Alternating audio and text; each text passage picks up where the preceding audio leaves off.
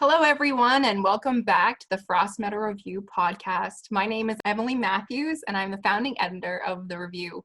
It's my pleasure to introduce our guest today, a fabulous award-winning spoken word performance artist and poet from the Bay Area of California, Aqueila M. Lewis-Ross. Welcome, Aqueila. Thank you for joining us. Thank you for having me. I'm so grateful you're here. So here we are. It's July 2020, which means a whole heck of a lot is going on. How's everything? Everything. That's a really good question. I'm trying to figure out how I'm doing. Emotions. I've had lots of different emotions. Telling myself you're going to be okay, telling my family you're going to be okay. I have a husband and a 3-year-old, almost 3-year-old, should be 3 in September. And I guess probably from my family, my mom and my grandma, I've learned about resiliency, and that regardless of the situation that you're in, you have to be strong, you can endure, you can overcome, pretty much is what they've taught me. So I'm from the Bay Area, and because of the pandemic, we're living in the times of a pandemic. My family was pushed out to Las Vegas, Nevada. I guess I'm still in California. My body and my mind is still there. Yeah. And because things are so slow as far as opening and then closing and then opening again, it's kind of hard to figure out if we should become Nevadans or if we should stay Californians. Yeah. So that's what we are, and that's where I am right now. It's kind of confusing. I guess and my mind wants to move quickly, but right now we're kind of stagnant still, even though we're safe in an extended stay place. Yeah. And I guess that's where I am. Intense times for sure. Well, I'm so grateful that despite all of that, you're here with us today to share your perspective and to talk about your work and to read some of your poetry. And I'm personally really excited that you sent your work to the Frost Meadow Review. We, of course, received your first poems related to the Pandemic Poetry Project online. And I immediately fell in love with your voice. I'm so grateful that despite this harrowing time and of course everything you're going through, that this whole situation did facilitate our paths crossing, because I really am grateful that you're here sharing your voice and your perspective with us and our listeners. I've since listened to a few of your recordings online, some of your spoken word performances and poetry readings, and I personally especially loved the performance of Mama Africa. It was accompanied by flute, and I personally have a soft spot for flute, and that performance is ethereal. It gave me chills, and I was wondering if you'd like to talk at all about what brought you to that performance. Wow, thank you. It's an honor to be chosen to be a part of the pandemic writing community, I guess you want to say.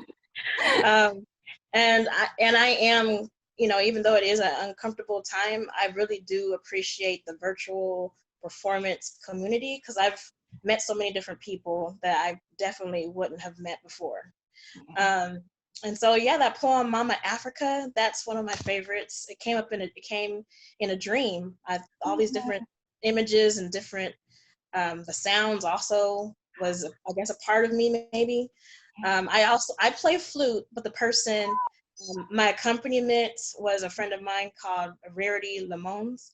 She's awesome. We've been in connection ever since that performance, maybe even before then, in the early thousands. Yeah. And we've just been staying together, performing. Right now, I think she finished up her master's. Haven't really followed exactly the steps that she's participated in, but it was to pursue her professional artistic career. Nice. And she's doing really great. I think she put together an album, or one of her songs she's recording. She's also an opera singer, so we have that in connection too. I'm a classically trained singer. I'm an Africa it's kind of like a call and response. Like I heard the call and I wrote the poem. And I love combining and doing collaborations with other artists and musicians. And so the flute, that was the one sound that I heard. And I also heard drums and other instruments, but the flute for sure is what I heard. So Yeah. thank you. I'm glad you enjoyed it. I'm so glad that you shared it, that it was recorded and that it shared it, and that I could come touch me all the way over here in Maine, because it soared. It was beautiful. Yeah. I'll be sure to let her know. Yes, please do. Yeah, and her name got a little cut off, like not quite, it doesn't come out quite as strongly on that video, so I'm really grateful to have you share it with us. We might have to do a redo. That would be amazing. Yeah, please do. For sure. Yeah, so I would definitely encourage our listeners to go check that out. I found it on YouTube, as well as some of Aqueila's other spoken word performances and poetry readings. And of course, we also encourage our listeners to find your book, Stop Hurting and Dance, which was published in 2017 by Pochino Press. Yes. And they can be found at www.pochinopress.com. And the book can also be purchased online through Amazon. I actually have my copy. It's disappearing here.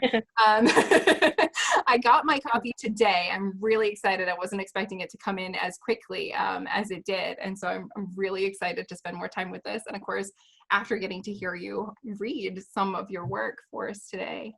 So yeah, get the book, buy it, read it, leave a review.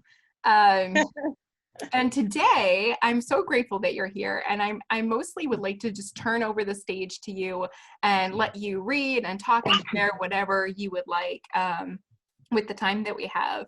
I do have a few questions I kind of want to lob out there in case you feel like answering any of them. These are questions I habitually like to ask any poet that comes into contact with the Frost Meadow Review. I love to ask, what do you want us to know about you? When did you start writing poetry?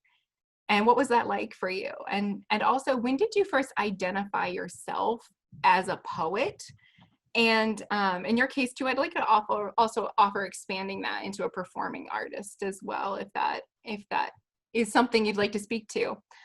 So basically anything you'd like to share about yourself or your journey. And of course, if you'd like to read any of your work, I'd like to turn the stage right over to you. Sounds good. Yeah, here we go. So I'm going to disappear for a little bit. I'm going to stop this video, mute myself so you don't hear like dogs and stuff. And we're going to turn it over. So here we go. Well, I'm going to start from the beginning. My name is Aqueila Marie Lewis, and I'm from Vallejo, California.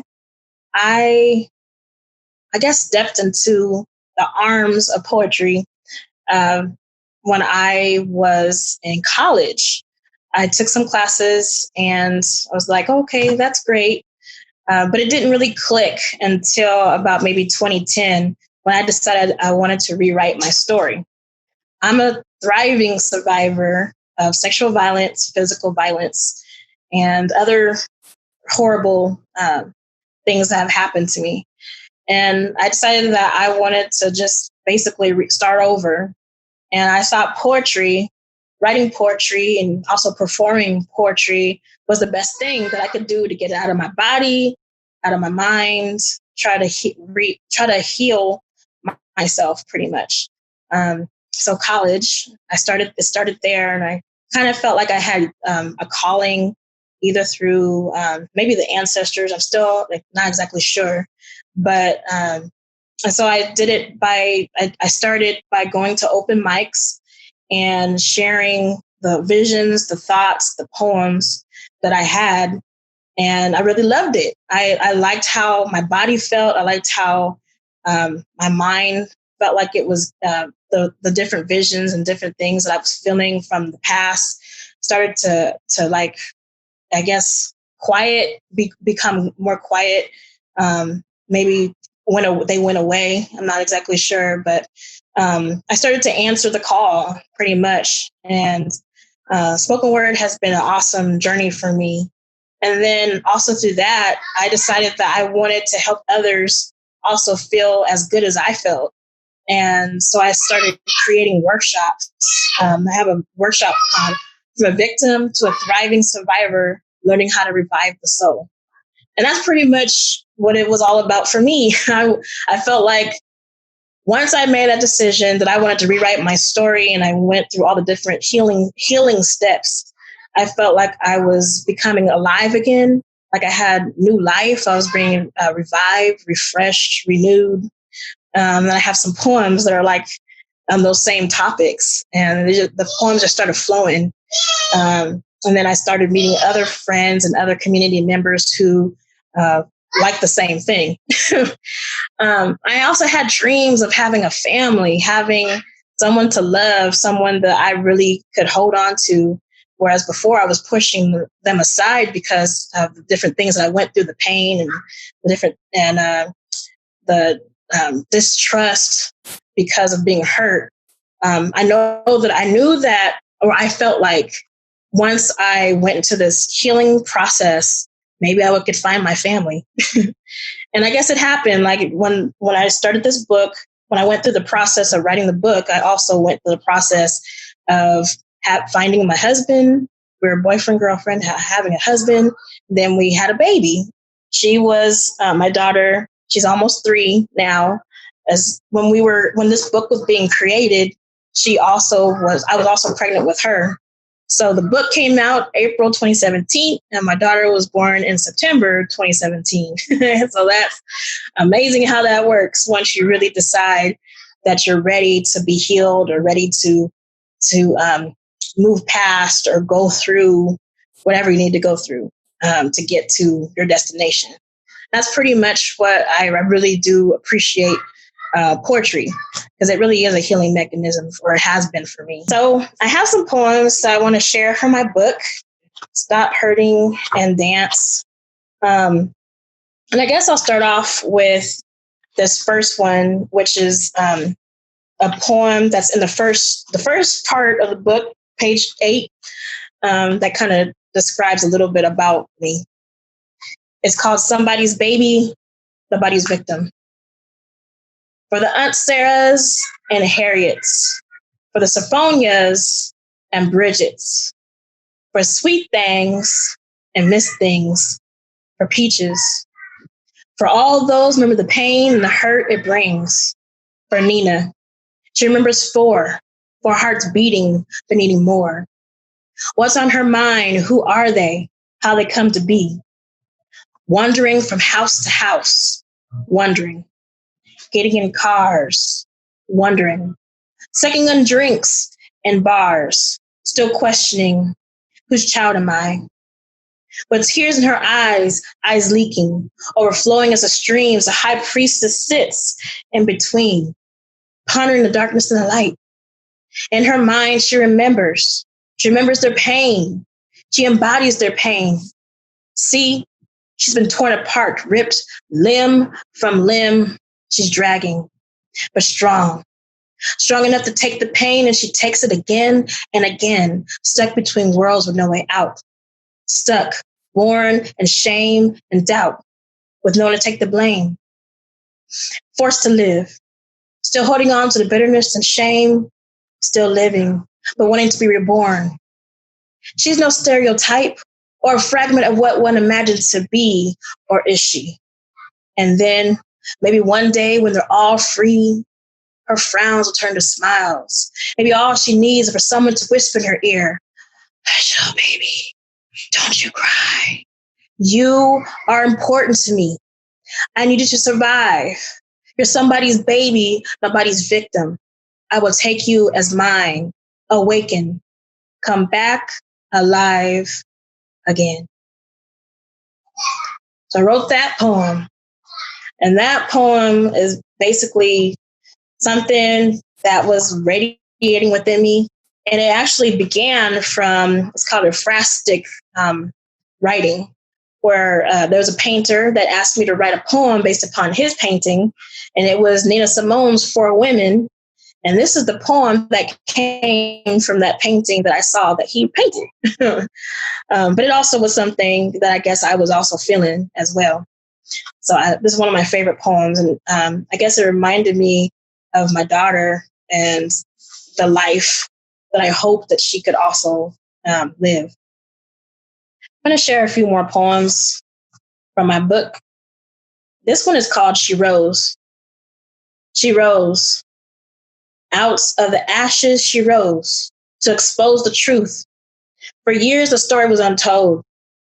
She rose from her slumber. After burying her pain, sniffing cocaine, she's imprisoned by years of sexual violence. She's broken and welcomes silence. She has nothing to say. She's been here before. Her ancestors, too, were used to this routine. Their words are useless anyway. They're invisible. Her gut is sore from the vibration of the blues. The tone is familiar to a few, or too many have lost count. I have a fascination with the reincarnate, and 9 lives were added to her, passed on generation to generation, beginning with slavery. But pick yourself back up again and do it all over again. You must. So your babies will praise you and teach you how to dance again. I think about the babies. I think about this new generation that we have, that we're kind of responsible for. And now that I'm a mom, I think about my daughter and the legacy and the things that I want to share with her, just my journey and how she can overcome as well if she has to. I'm thinking about a lot of things. And I have this next poem that I want to share. This one is called Reflection. Mirror, mirror on the wall, who was the fairest of them all? Seeing things with different eyes, wearing a new pair of lenses, fully aware. I reflect in them, standing on the corner, hoping, wishing to be seen, to be understood. Innocence was taken when she was just a little princess. Now she is forced to be the queen of the hood. I concentrate on them. I pray for them. And I see them slightly overweight, stuffing bellies with chocolate cupcakes filled with raspberry jelly, consuming them for breakfast, sometimes for lunch and dinner because it's cheap. She's invisible anyway. She would never look like the Vogue model gracing covers of magazines. She eats the hurt away and keeps eating and eating until there's nothing left.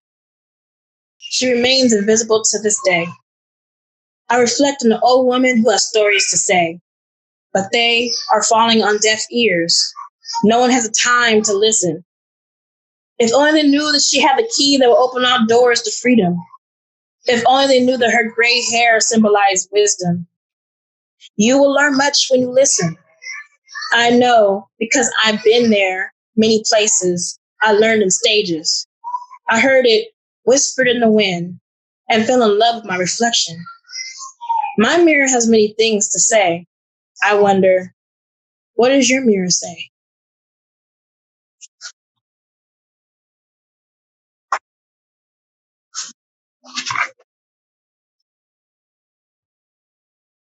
So we live in this time where people are really trying to question, does Black lives really matter?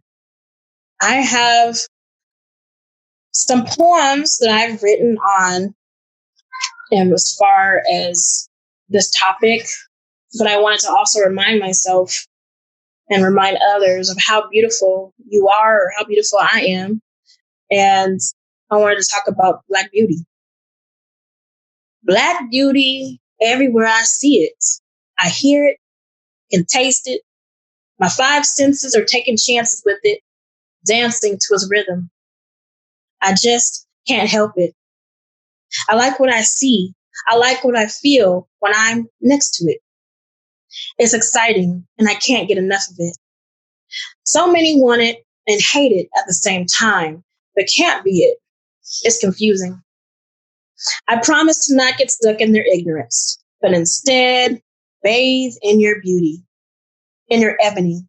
Run my fingers through your woolen hair, push my nose in it, and take a deep breath. Breathe in the shea butter and coconut oil. Fall in love with how your skin glistens with the sun and glows with the moon. Pay homage to Oshun, the goddess of love. I long to bathe in your sweet waters. Bring forth life daily. replenish, cleanse, renew. Baptize me with your beauty. Release the chains. Let blackness reign free.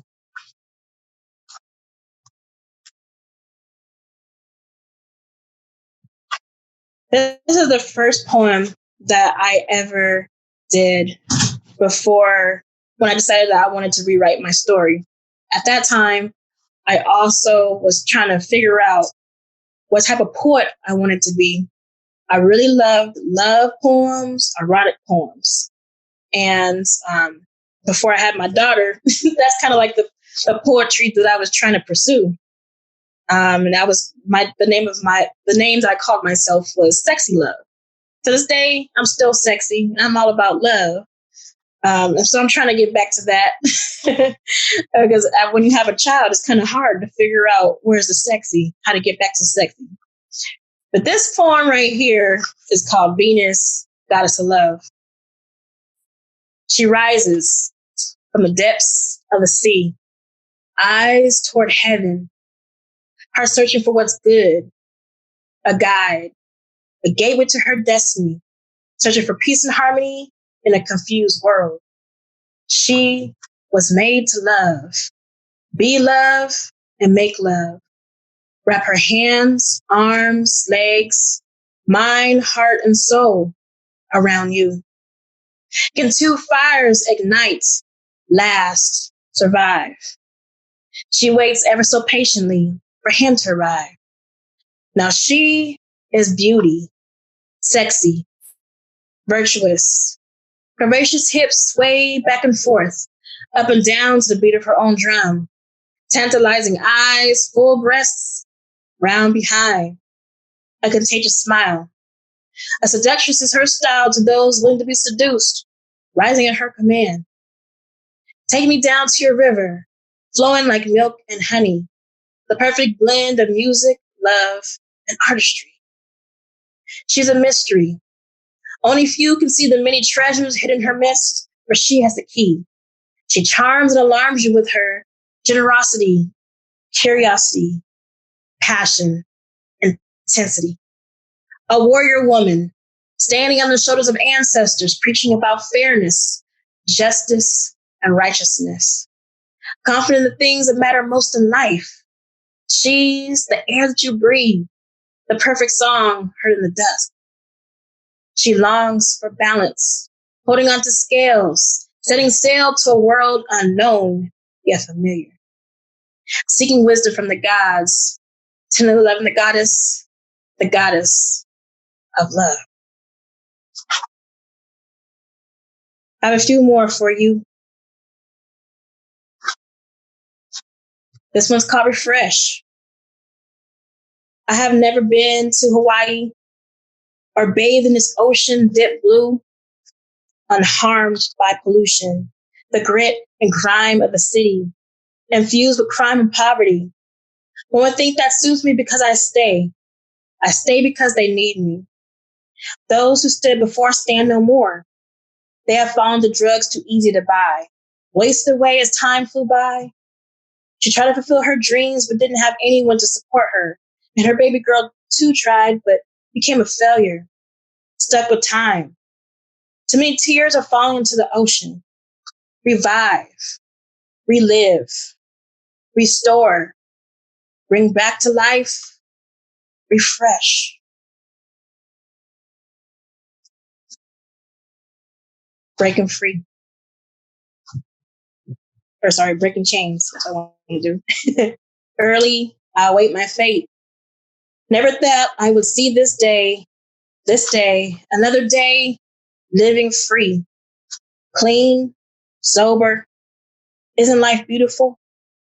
With my eyes, I see all things bright and wonderful, all creatures great and small, all things bright and wonderful. The Lord God made them all, even me. It was in his plan to be free. And yet, I still remember those who went before me. My grandmother's mother and them, my grandfather's father and them. How I wish I could take them with me. But they told me to carry on, unbury the pain and shame. There's no one else to blame but me if I don't break the chains. I told you a little bit about my daughter. She's 3 years old. She will be 3 in September. The poem that I have that I wrote about her is in this book, another book, The Verses, Voices and Visions of Vallejo. It was written and put together by former poet laureate D.O. Lane from Vallejo. The name of this poem is called Where Fairies Live. There is such a place where fairies live, and hummingbirds sing sweetly. A place where flowers bloom every season starting in June, where little girls run freely. She goes there in her dreams, skipping on cobblestone to the babbling brook, dipping her finger in for the temperature, whether hot or cold, she doesn't know. But she leans forward to take a look. What's under there? She rides in the backs of unicorns that gallop. On the yellow brick road, the leprechauns hand out pots of gold to each little girl that has been good. Did you know monarch butterflies have camouflage wings? They change in the spring from calico to white and brown. The wish flower really makes wishes come true, and the four-leaf clover brings more fortune. This is the place, interwoven in legends of magic, where devils and demons and abusers don't run free, and sheroes always win. They don't do what they're told, but raise their voices in sweet communion. She can sleep peacefully now dreaming, because champions turn her make-believe into something real. This is called Extended Stay. Welcome back. The marquee flashes. Fireworks can be seen and heard at a distance. But we can't join in the exuberant experience. We're still here, stuck without a home. This place isn't home, but we fake smile in the morning while making breakfast, staring at white stove, oven, refrigerator, microwave, and cabinets. We even bought a white dish rack to match, to fit in, claiming something as ours. The walls, too, are white and are afraid to put up pictures of Van Gogh, Diego Rivera, Basquiat, and Frida Kahlo.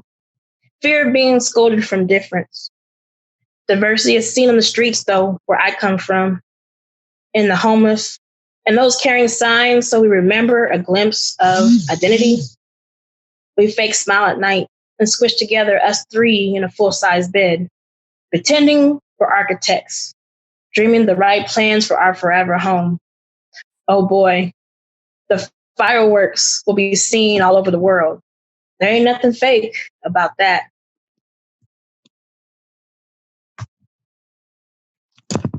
So for those of you who are struggling with, I'm having an issue with this, are struggling with your story, struggling trying to figure out where you go from here, struggling trying to figure out how to rewrite your story.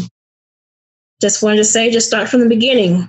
Remember who you are, whose you are, and where you're trying to go. You can make it. You can do it. It's just around the corner. You know you can. Thanks for listening. And that's why it's good I was hidden. Wow, Aqueila, that was amazing. You gave me chills. So many times I feel them right now. I cannot tell you how grateful I am that you have joined us today and shared your voice and your journey and your story and your encouragement.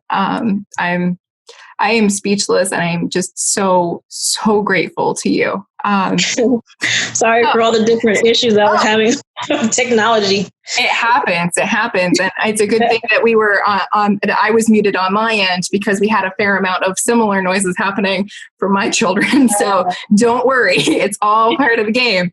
And I'm so grateful for you sharing your story and being with us as a mom, because I'm a mom too, and I feel like I can really connect with you on that part. So yes, thank you so much for sharing yourself with us today and your work. I can't wait to see where your journey takes you next, and I hope that you'll be in touch with the Frost Meadow Review wherever you go. I will. Thank you. Hey, good. I'm so glad. A quick note to our listeners as we wrap up. We currently do have 2 open submission windows going. They have different guidelines, which can be a little bit confusing. So we encourage you to check out our guidelines, which can be found on our website, www.frostmeadowreview.com. We certainly encourage you to write poetry and to submit to us. We're published by Pochino Press, LLC, which is located in Gorham, Maine. And again, we cannot thank you so much, Aqueila, for coming today and sharing with us, and to all of you who have contributed to the Pandemic Poetry Project. We're so grateful to have heard your voices. You've really connected us here in Maine to a much larger community and a much larger world in a way that I think is really important. So thank you for that.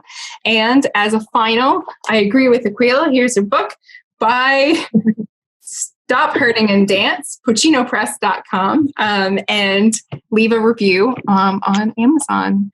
Thank you so much for tuning in and listening to the Frost Meadow Review. Aqueila, thank you again. Thank you. Thank you for having me. Thank you, everyone, for listening, and enjoy the poetry.